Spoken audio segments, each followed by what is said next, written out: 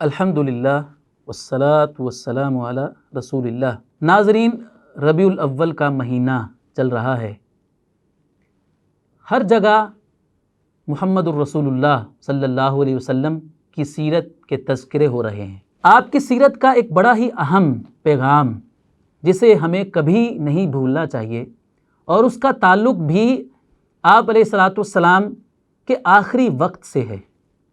جب آپ علیہ السلام دنیا سے رخصت ہوئے، اللہ کو پیارے ہوئے، مرض الموت میں جب آپ مبتلا تھے، تو کسی پوچھنے والے نے سیدہ عائشہ رضی اللہ عنہا سے پوچھا کہ آپ ہمیں اللہ کے رسول صلی اللہ علیہ وسلم کی جو مرض تھا وفات والا، اس کے بارے میں بتائیے۔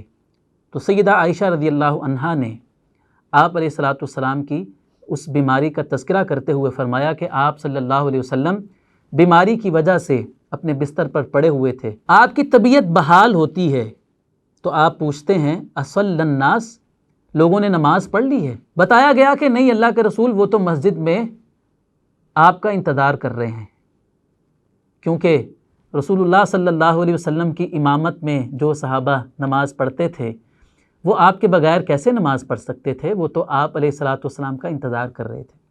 آپ نے پانی منگوایا، غسل کیا، طبیعت کچھ بحال ہوئی تو آپ نے پوچھا لوگوں نے نماز پڑھ لی ہے؟ آپ کی طبیعت پھر خراب ہو گئی، پھر آپ لیٹ گئے، تھوڑی دیر کے بعد آپ کی طبیعت پھر بحال ہوئی، آپ بیدار ہوئے تو آپ نے فرمایا لوگوں نے نماز پڑھ لی ہے؟ بتایا گیا کہ نہیں، وہ آپ کا انتظار کر رہے ہیں۔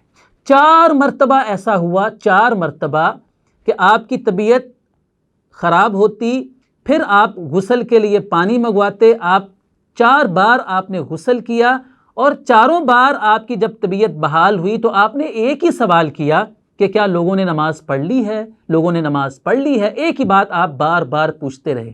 جب چوتھی بار آپ نے پوچھا کہ لوگوں نے نماز پڑھ لی ہے اور بتایا گیا کہ وہ آپ کا انتظار کر رہے ہیں، اور آپ علیہ السلام نے یہ سمجھا کہ اب میں مسجد میں نہیں جا پاؤں گا، تو اس موقع پر آپ نے کہا کہ ابو بکر صدیق رضی اللہ عنہ کو یہ پیغام بھیجو کہ وہ لوگوں کو نماز پڑھا دیں، وہ امامت کروا لیں۔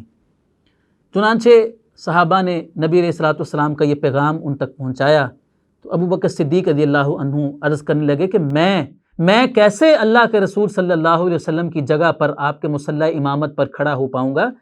میں تو نہیں رک پاؤں گا، اپنی آنکھوں پر قابو ہی نہیں پا پاؤں گا، اپنے آنسو نہیں روک پاؤں گا کہ میں اللہ کے رسول صلی اللہ علیہ وسلم کے مصلی کے اوپر کھڑا ہوں۔ چنانچہ جب اصرار کیا، اللہ کے رسول صلی اللہ علیہ وسلم نے دوبارہ پیغام بھیجا تو ابو بکر صدیق رضی اللہ عنہ پھر امامت کروانے پر راضی ہو گئے۔ اسی عالم میں آپ علیہ السلام کی طبیعت بحال ہوتی ہے، اور آپ صلی اللہ علیہ وسلم 2 صحابہ کے کندھوں کا سہارا لے کر مسجد کی طرف جاتے ہیں۔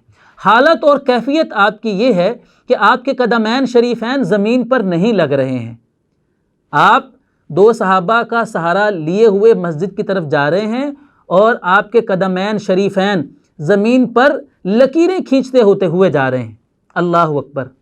یہ تو تھے ہمارے پیارے نبی محمد الرسول اللہ صلی اللہ علیہ وسلم، کہ جو دنیا سے جاتے ہوئے اپنی امت کو یہی پیغام دے گئے کہ میرے امتیوں، ایسی حالت میں بھی نماز نماز نماز آپ کی زبان پر ہے۔ آج ربیع الاول کے مہینے میں لوگوں نے گھروں میں چراغاں تو کر لیا، بازاروں کو لائٹنگ سے سجا تو لیا، لیکن افسوس کہ مسجد سے حی علی الصلاۃ، حی علی الفلاح کی صدا بلند ہوتی رہی، لیکن ہمارے کانوں میں جوں تک نہ رینگی۔